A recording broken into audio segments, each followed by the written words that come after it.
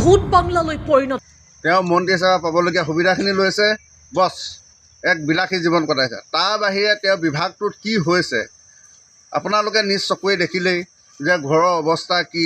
সেই বিভাগটোৰ অধীনৰ পশুবিলাকৰ মই উদাহৰণ হিচাপে কৈছোঁ, বৰ্তমান সময়ত যিহেতুকে এই সময়ত বহু চৰ্চিত এক গাহৰি পালকসকলৰ ফাৰ্ম যিসকলে লগাইছে, তেখেতলোকৰ গাহৰি শ গাহৰি মৃত্যুমুখত পৰিছে।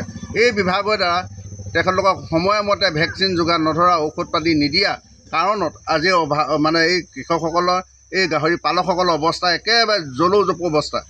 আচলতে ঢকুৱাখানা সমষ্টিত এজন বিধায়ক আছে, তেখেতৰ দৃষ্টিত আমাৰ এই ধৰণৰ যিবিলাক বিভাগবিলাক আছে, এই বিভাগবিলাকৰ কি কেনেধৰণে চলি আছে তেওঁ তাত অকণমানো কাণ ধৰা নাই।